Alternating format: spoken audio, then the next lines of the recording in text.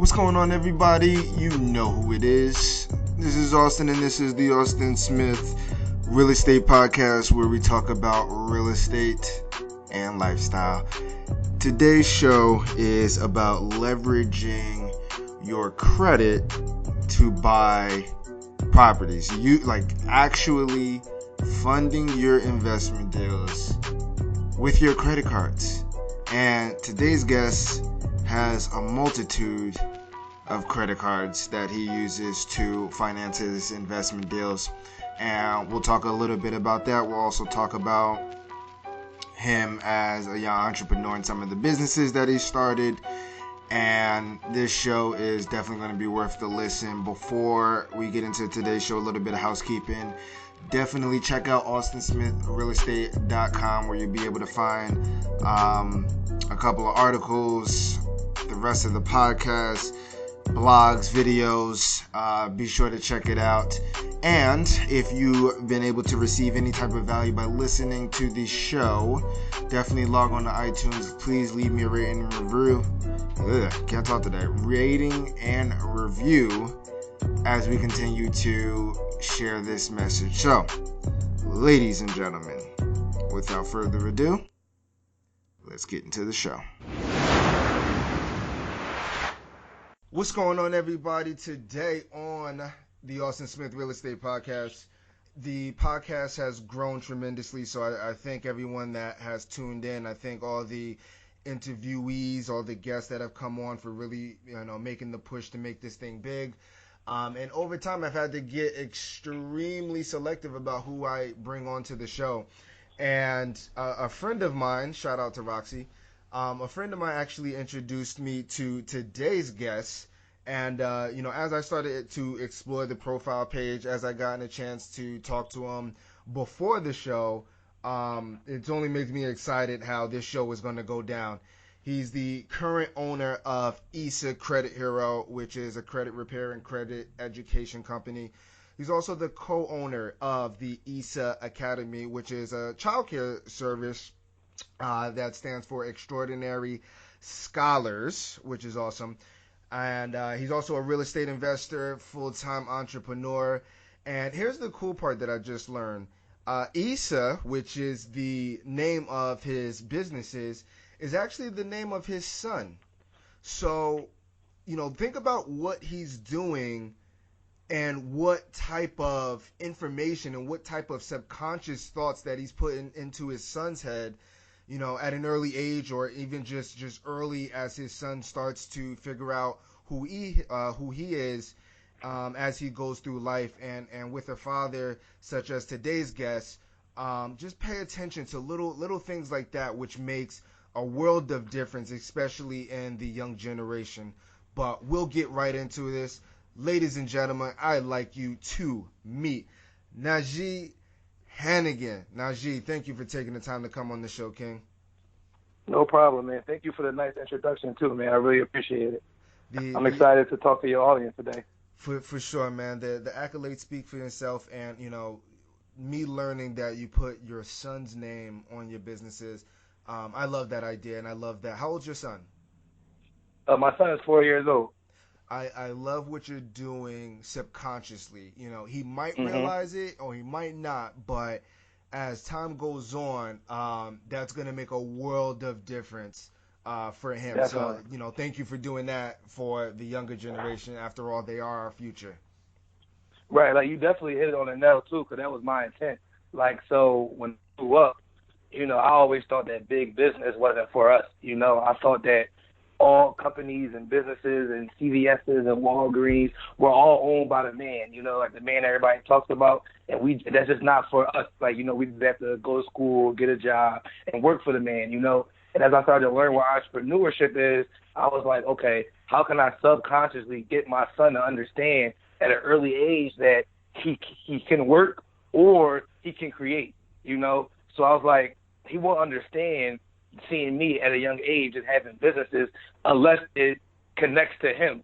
And that's when I came up with the idea that, okay, when I opened up the school when he was an infant, I said I'm going to call the school Extraordinary Scholars Academy, because as he gets older and he constantly seeing his name on all the buildings, on all the kids' shirts, on all those things, he's understanding that this is something that his family created. He doesn't have to go out in another community and search for a job. He knows that his family is creating jobs for people all around him, and if he wants, he can work. He can take over this, or if he wants to work for someone else, he can too. But I just wanted to make those options clear to him early on, so he wouldn't have to figure it out 18, 19, 20. Oh man, what do I want to do? Do I want to go get a job, or do I want to become an entrepreneur? I want him to have those kind of decisions installed in him at an early age. I actually might have to adopt that. I love that philosophy, and often it's overlooked, and I'm pretty sure a lot of people, do it, or a good amount of people do it. But Mm-hmm. that is extremely often, overlooked, and that kind of is a reaffirmation for me. I don't have kids yet, but I actually might implement that. I actually I love that philosophy. Okay, Mm-hmm. so getting started, because you kind of started to touch about the Extraordinary Scholars Academy, but before that, before you started really getting on the entrepreneur grind, the investor grind, how did what led you up to this point? How did it all transition into now? So how it all came about was so I graduated high school maybe like 2011. From high school, I went straight to college. So I was in college in 2012, and I came home 2013 after the first year, full year of college. I dropped out, and I came back home. I came to come look for a job.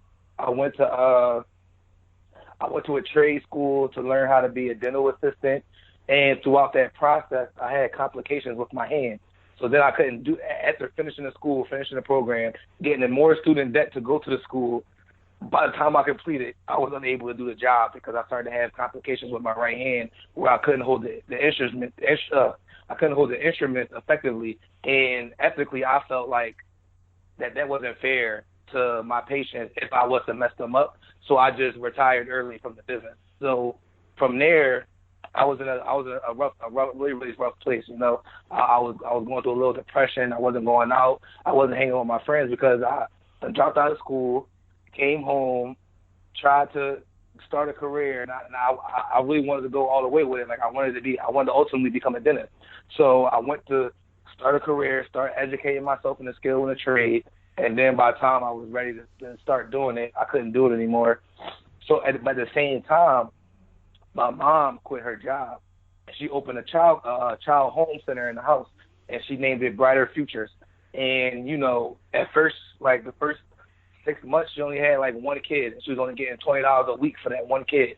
But she stayed persistent and consistent, and the business just kept growing to the point where it was a profitable business. And at the time, I still wasn't working. Like I think I got like a small little job at a convenience store, making below minimum wage, working all these hours only to get $100 check at the end of the week. So like it was a rough time for me. And my mom saw what I was going through, and then she said, I need help. Why won't you help me? And then I said, cause I don't want to do this. But then she pointed out entrepreneurship to me and put it in a different perspective for me. She said, you don't want to do this, but you don't want to work at that convenience store either, but you go there every day. But when you go to that convenience store, you're working to feed that man's family. You're making that man's family richer. Mm. You're putting his kids through school. You're doing all these things just for $100 when you live in my house, and you see me with my own business struggling because I need help, and I'm paying all the bills in here. I'm keeping food in the fridge. I'm keeping clothes on your back. I'm keeping gas in your car. She's just doing all these things to keep me afloat. But now she's saying, well, if you're not going to help me, then I have to hire somebody. So all the things I'm doing for you, I have to stop doing that because that money has to go to me hiring an employee now. So now we have to take the money from our family to give it to someone else's family because you don't want to help me. So when she put it in that perspective for me, I jumped right up. So that was my first taste of entrepreneurship. But when my mom put it in that perspective, that was the first time I had like 19 or maybe even 20, and that was the first time that I understood that it wasn't the man who had the businesses, it wasn't the man who controlled our economics. It was you. It was up to you to take accountability for your actions and how you choose to live your life and what you do with your time. So I started helping my mom, and I saw that everything I did, it benefited me directly. Like everything I did for this child care center went directly into our home, which we own. Well, we still have a mortgage on it, but she went and got a home, and we got a mortgage. It's the first time we ever owned a home. Mind you, I'm already like 18 years old. She's like in her 30s, and we finally have a home now. And now it's about how we're going to maintain this home, how we're going to make generational wealth now. So, we just kept growing, and I got really into it. Like, I made it my passion. Like, I got dedicated. Like, I went back to school to become an educator. I started like taking it serious. I started watching YouTube videos on how to interact with kids the right way, how to be a good educator, and it took off. So from there, we was able to go ahead and rent a child care center. And when we went to the child care center, on the personal side, that's when I got married. My wife was pregnant, and we knew it was a boy, and we knew that we was going to name him Issa. So at that time, it was like, in my head, I was thinking like, dang, like, I'm about to have a son, and I'm just figuring out how the world really works. I can't have him go through life not knowing how things work. He needs to know at an early age. He needs to see me, his mom, his grandmom. He needs to see us doing things productive that benefits our family directly. I never want to send my child out to another community and tell him to go find a job. So that's when the whole naming the Extraordinary Styles Academy came about. And then, so we named it after my son. And then from there, things just took off. And we rented the building our child care center, and we rented it because, we had limited funds. We had to save all the money from the home daycare to then go to a center. But then, the center took off. It did great in the community. And the money that we made from the center, I was able to take that to purchase 2 commercial spaces and a handful of residential spaces that now, that's creating generational wealth for me and my family. And it allowed me to understand the business side of things where I was able to then start a business consulting firm where then I help people start businesses, create LLCs, and repair their credit and all those cool things. I love how, you can see the transfer of energy. And what I mean by that is your mom passed it down to you. You're now passing it down to Issa, Mm-hmm. and obviously I know you expect as a father that Issa's going to pass it down and pass it down, pass it down. And Exactly. it all started with just it's almost like a tomato because it's like, okay, here's how you thought about it, and then here's another way to think about it that completely changed the entire trajectory of your entire life just by how simple but effective your mom was able to break down, like, okay, well, although you don't want to do this, here's what you're actually doing. And you know Mm-hmm. what I mean? Like I was listening to you, and it was just like, oh crap, like I got it. You know what I mean? It was just like you were talking to me. Right. So, I can see how that gets passed down. Okay, so with the Issa Academy, you're starting to see some success with that. It continues to build. You're able to explore other ventures. We'll talk about real estate investing in a little bit, but that also helped you. Did that also help establish, the Issa Credit Hero business? And can you kind of elaborate on that and kind of unpack what So you do yeah. there? All right. So exactly. So how the credit how my credit business came to life was, all right. So right now currently the daycare is a 6-figure business. So of course we had to grow it up to a 6-figure business, but starting out, when we started making revenue, and I was trying to figure out, like, I was getting real into like entrepreneurship. Like, I don't know if you ever heard of Jay Morrison, but he used to put out, like, I'm sure he still does. I don't follow him as much as I used to back when I was younger, but I used to go to his YouTube page every day. Like, he used to drop all these free content constantly, talking about real estate, talking about credit, talking about all these things, and how to grow, like, as an entrepreneur in those fields. So I was really intrigued with real estate, but I didn't understand what he meant by, if you have no money, then you can do it this way or that way. So I just So me being ignorant to what he was talking about, I thought because I had money that I didn't need to do it this way because I had money. You get what I'm saying? Not really understanding with how credit and real estate and everything works. I just thought if you don't got money, you got credit. If you don't got credit, you got money. So I had money, so I wanted to go ahead and invest in real estate. But then when I started seeing how much real estate actually costs, especially how much it costs to repair and renovate, I was like, how am I supposed to grow at a fast pace if I gotta buy this property, rehab it, that takes months, and all that money that I have to put into this property, now I can't afford to pay my employees because I'm cashing out on this property. So I can't afford to pay my employees. We can't afford to keep materials and food. So how am I supposed to invest in real estate? It doesn't make sense. The money has to go to here or has to go to there. So then I started researching what credit was. So I was like, okay, I leverage my credit and my cash and my assets to get into good debt, to get assets, and then profit off the assets and pay off my debt. And that's a win-win situation. So I instantly started applying for all types of things. I kept getting denied. I didn't understand why. So, and then finally, I applied for something in person. And when I applied in person, they told me why I got denied. They said, oh, your credit score is like a 420. Like, I don't know why you're even applying for this. I'm like, credit score? What are you talking about? So when they then showed me my credit report and I looked at it, I saw all these things. And unfortunately, growing up within the urban community sometimes, and when you don't have financial literacy, sometimes our parents may put things in our names so they can have it. And your parents may look at it like, you live in this house, so this is what we're going to do. And, but unfortunately, when those kind of bills don't get paid in the long term, now you have collections and things like that. So I had a handful of, like, cable collections from, like, when I was a kid. Like, I'm like, how can I even have cable? So I didn't even understand that. But then after talking to my mom, and it all made sense.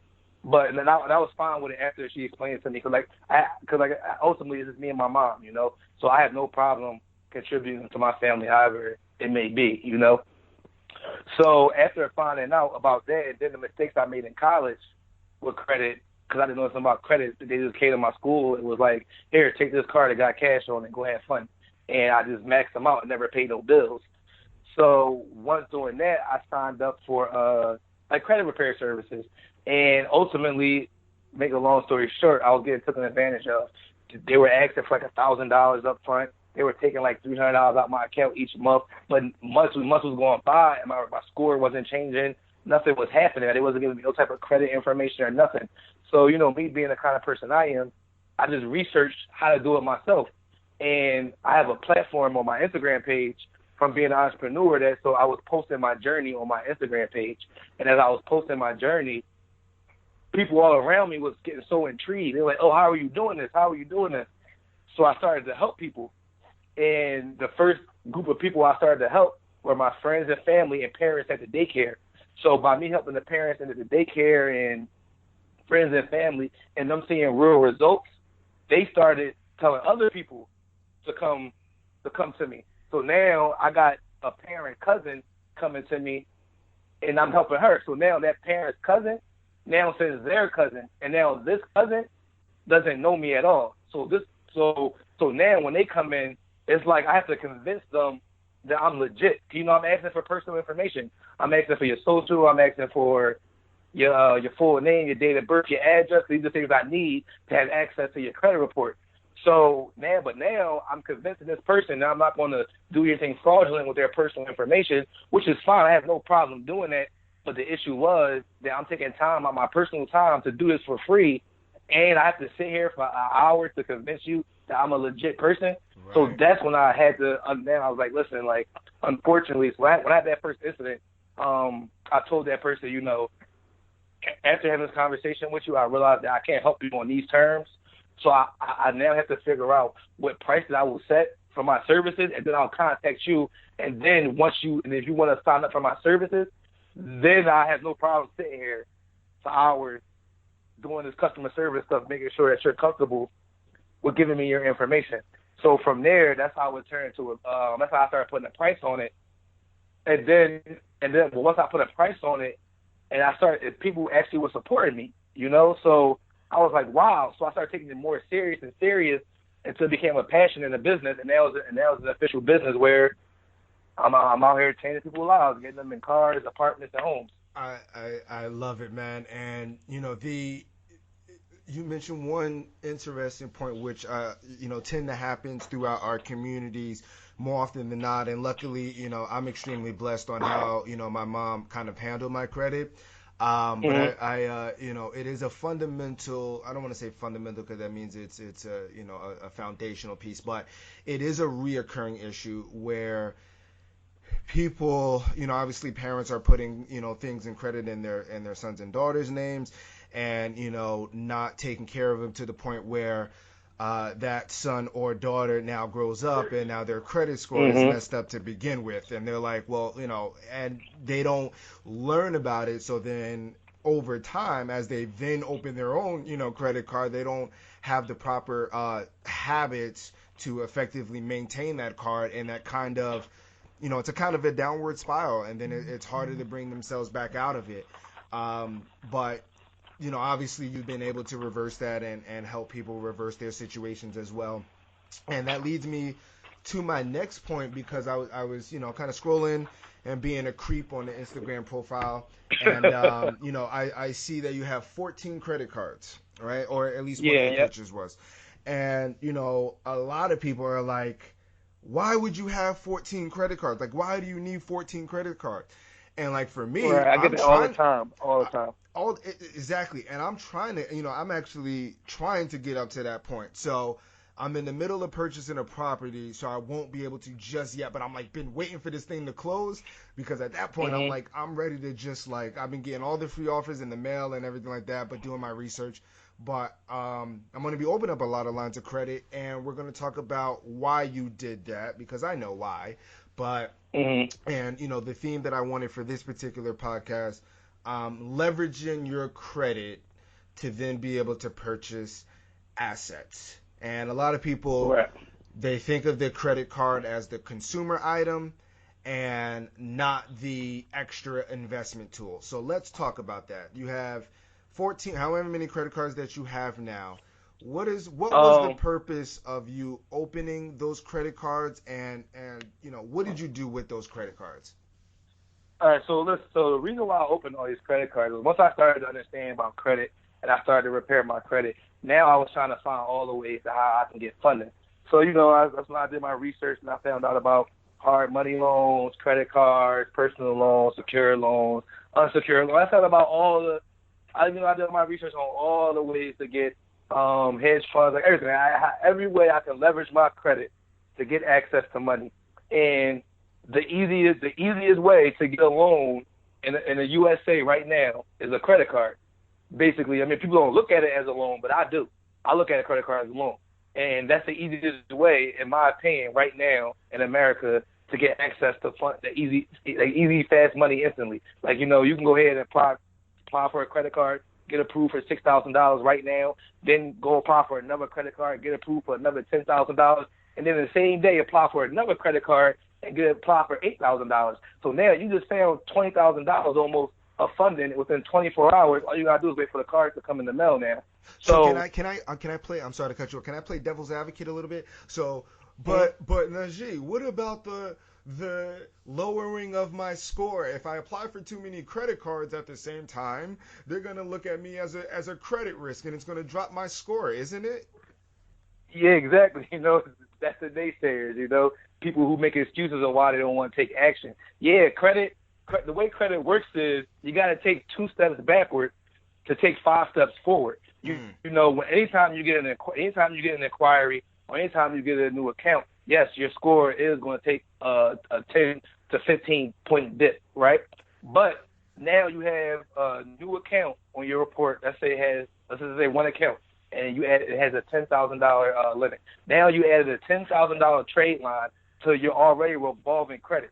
So yeah, you took a 10 to 15 dip from a new account and an inquiry, but if your overall utilization just went from 10,000 to 20,000, now you can access more of that fund without hurting your credit score, and then in the long run, you're going to get those points back within 3 to 6 months of the new account. You're going to get those points back, and then 6 months after that, you're going to get the points back that you lost from the inquiry, and then a year after that, the inquiry falls off your report like it never happened, and now you have a stronger credit report than you did 2 years ago. And what people don't understand is credit is not a short-term game. Credit is a long-term game. Credit is a life journey. Mm-hmm. So it's better to start building while you're young, not while you're in your 50s, 60s, because you're not going to get the benefit of imagine if you start working on your credit at 40 and you got a brand new account at 40 years old versus you starting at 18 and getting an account at 18 years old.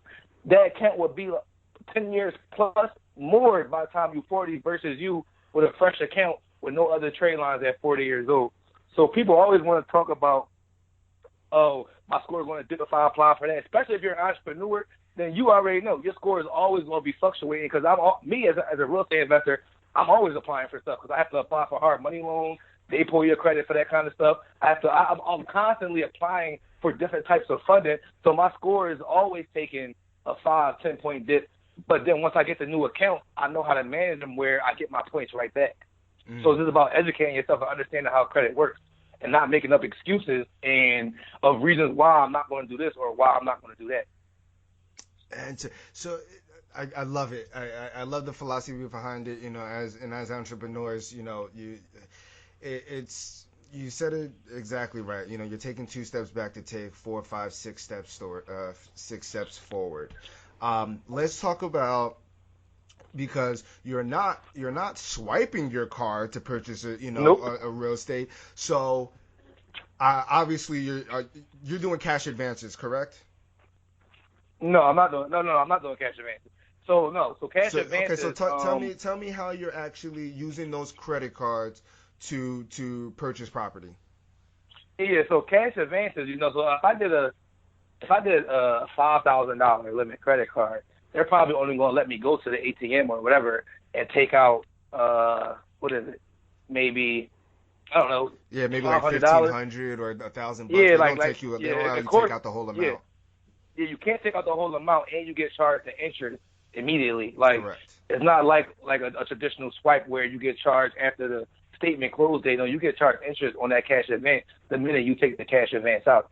But also what I focus on too is when I max out a credit card for real estate purposes, I usually try to use my 0% APR card for the certain amount of time that I have them. So let's say I may apply for a Chase Freedom or American Express card or whatever it may be, and they give me a 0% APR for the first 14 months with a limit of $10,000, then I know that's the card that I'm going to use to do whatever I need to do for investment purposes, because it's basically free money. I got to pay back the money I use with no interest within that short amount of time.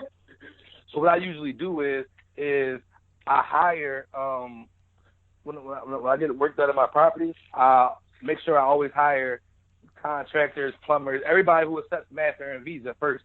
So if you don't accept Master and Visa, then we can't do business, because I'm using MasterCard and Visa.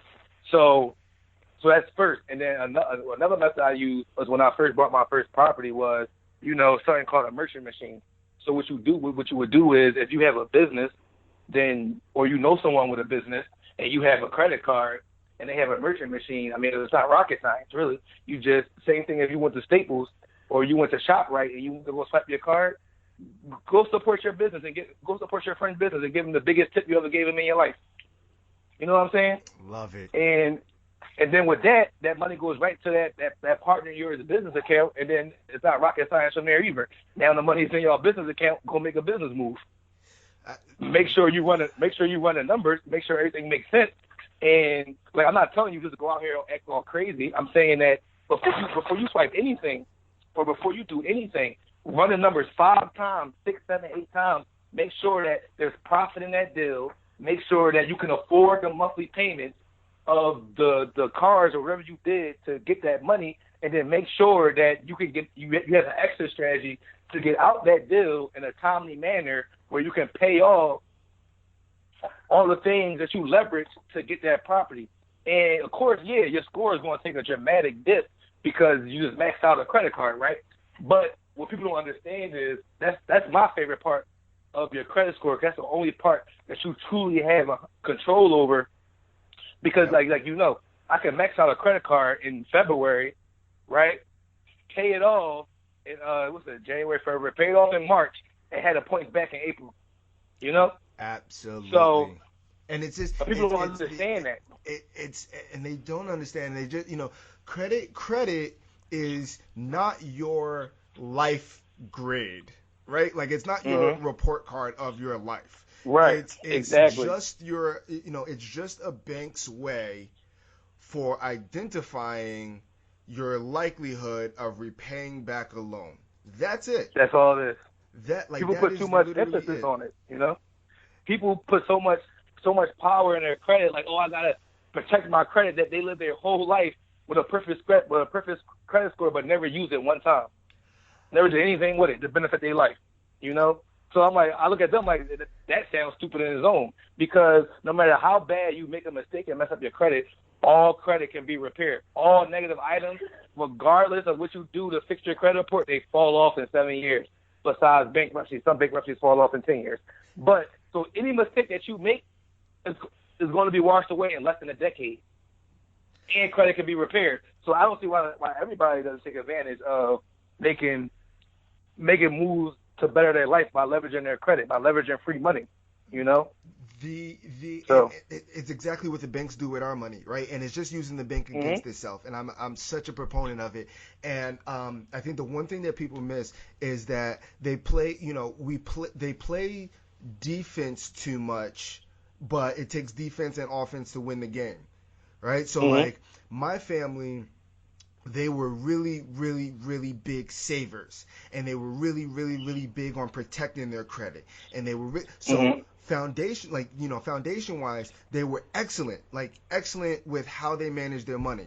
The only part that they missed that would have complete like they missed the offensive part. They missed the in like not just the 401k or the IRA, like not that. I'm talking about using your money to go in after something actively, to use your credit Mhm. and your leverage to go after something else that's going to bring you money. That's where they missed the offensive part. They had the defensive part to the T, which they instilled in me. It's just now I've been able to, been fortunate enough to learn the offensive game as well. In order to to win the game, to win the championship. So yeah, man, you hit it on the head. Like this is that is gold for people to realize. Um, let's as we kind of start our descent here, you're you're using that's just probably one of the ways that you use either credit or leverage to purchase assets. Now your market is Philly, right? Correct. Which is is an extremely hot market. Just give us, before we go into the core four, just tell us what you're doing in Philly now, or invest, real estate investing wise, and kind of what's the goal going forward. So yeah. So yeah, I'm just taking advantage of the fact that, like you said, like Philadelphia is a hot market right now. Where Philadelphia, a lot of people from New York and other places are transitioning. Like a lot of investors from New York are transitioning from Philadelphia to to build Philadelphia back up. While because Philadelphia is a major city, but unlike New York, you can still come to Philadelphia and you can still find a property for 15K or so. Now it's getting harder and harder, but it's still possible to find a property for 20K, 25K, where the ARV would still be something like 150, 160, like it's insane. So those are kind of things that's happening in Philly right now, where real estate is very, very affordable, but still has a high enough profit where you can benefit from it. So when I seen that, I just jumped right into it. The first thing I did was I got myself a mentor. No matter how smart you think you are, no matter how much you know, a smart person knows that there's always something more for them to learn, and it's always somebody who knows a little bit more than they do. So of course I got myself a mentor first, and then from there, I just started doing my due diligence and understanding what was going on in Philadelphia, and I just started grabbing properties. And I don't grab and flip. I've been to the long game. Like I know that if I grab properties and just flip them, that You're missing if out I on grab so much. yeah, yeah, yeah. If Like I grab properties and just flip them, then if God forbid something happens to me, today or tomorrow, I'm only as good as my last foot. Yep. You know, once that money runs out, if I can't walk anymore, I can't flip homes anymore. But if I grab properties, add value to them, rent them out, build my equity in them, and have passive income, I'm gonna be good for the rest of my life. I love it, man. So just the plan is just to keep buying, keep Mhm. increasing in the wealth, keep increasing the rental portfolio, and that is Mhm. just the name of the game, man. While obviously you're running. So final question is the passion in the education or the investing? Whew. It's a good question. I'm definitely passionate about the education part. Like I love learning new things. I definitely love teaching people new things. Like even ask my wife. Like all I do is like when I come home is I just attack her with information all day until she wants to punch me in the face. Like I just love to teach people things. Even my mom gets so mad at me. She's like, I hate when you read a new book or I hate when you do this because then you think that everything you say is right and so I'm like, no, I my know that there's a better way. my wife does this. Yo, man, it's awesome. And she's like, okay, so you think that you did this because you read a book, and you sometimes I'm wrong, sometimes I'm right, but like I just love to implement new information, and sometimes it's Right. completely haywire, and sometimes it's just like, what are you doing? And it's like, I know, I read it in a book, I tried it. That's awesome, Yeah, man. so Okay, cool. So let's start our descent. The core four, the four questions that I ask each and every guest on the Austin Smith Real Estate Podcast. Question number one: what is your favorite aspect about real estate? my favorite aspect about real estate is that you can literally get involved in real estate with little to no money down. You can start making money within real estate, and you can passively make money in real estate where you can have generational wealth, properties that pass down to your family, and you have passive income coming into your account. And what people don't realize is real estate runs America. You know, everything is in real estate. When you watch the news, they're in a building. Someone owns that building, and someone owns the land that building is on. When you go to work, someone owns that building. So real estate is literally the foundation of America, where everything is real estate. Every land in America is accounted for. Someone owns it, and land is how you make money. You have to. We can't teleport and go to a different dimension. We have to be on land at all times to get business done. So, me as an entrepreneur, I see that this is what's important. Like I'm not saying that people's individual businesses are not important, but this is first what's important because you need this in order to have any other business. Love it, man. The perfect analogy: McDonald's. They have two things. They Mhm. have terrible food, and they Yep. have a crap ton of properties. Like Mhm. that Yeah. that is the like yes, like it's I think there was one statistic that they had more properties than the Catholic Church, something like that. Like I think there Yeah, was. yeah, yeah. I think I read that in the book too. I think they were saying like that McDonald's is in the real estate, like but they're in the real estate game, not the fast food game. Like they own like prime real estate all across America. They own more real estate than some countries. Right, Like right, it's right. crazy, and it's Awesome, good. man. And they have a lot of good real estate too. Like not just Oh, for average like sure. little. Yeah, like they have like real key points of the world. Like they own it. That it's such a fact, man. Okay, question number two: what is your favorite business or personal development book? My favorite business or personal development book. Can I have two for two different All reasons? day, bring them on, man. All right. So first would be Rich Dad Poor Dad, For and sure. that's my book because when that was one of the first books I ever read, and my mom got for me that helped me really shift my mindset back when she was trying to get me to understand what entrepreneurship was. So and that book really opened my eyes, to see the two sides of the coin. Like that book showed me how a working parent thinks, how an entrepreneur parent thinks, and how neither one of them are necessarily wrong or right because it's all about what your personal beliefs are. You got to take from that book what you feel like benefits your life. You got to find your balance. And but that book is definitely a good book to get your brain going in the right direction to figure out what you want from life. And my second book would be Grant Cardone, the 10X book.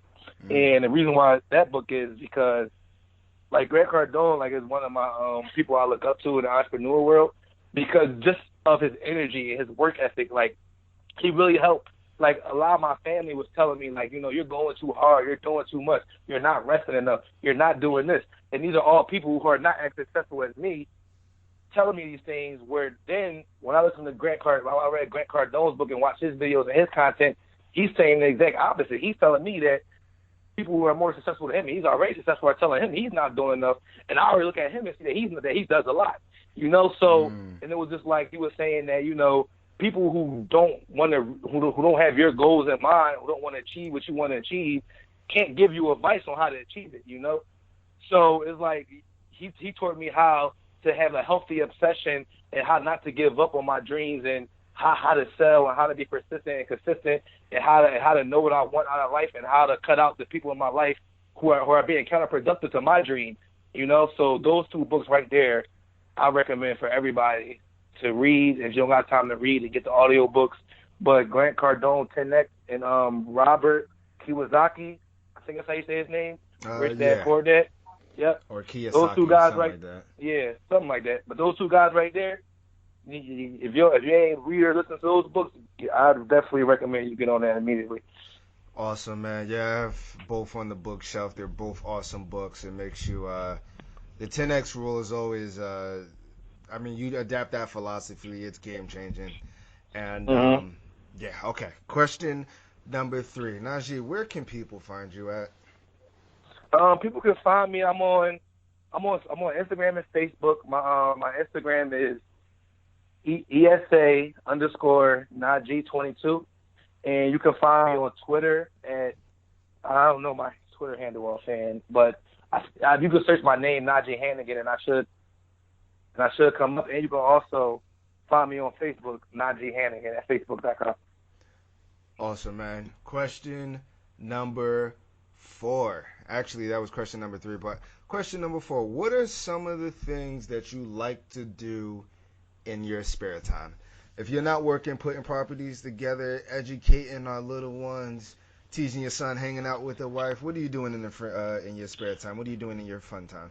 Well, in my spare time, I recently, I'm starting to take health and wellness very seriously. Hmm. So I started using my personal time to take care of myself. So I started going to therapy. I just signed up for martial arts, something that I did when I was in youth. I never got past like an orange belt or maybe a yellow belt. I can't remember. But now I want to go ahead and get my black belt. So I went back to the school, to the martial arts school that I went to as a kid. Went back there, signed back up, getting back into the flow of that. Something I want to get off my bucket list. I want to get my black belt, and I want to stay healthy, and I want to take care of myself. So I started going into my mental health. I feel like within the black community, we don't take mental health very seriously. Mm. I know I can only speak for myself. I'm not going to speak for the masses of all black people.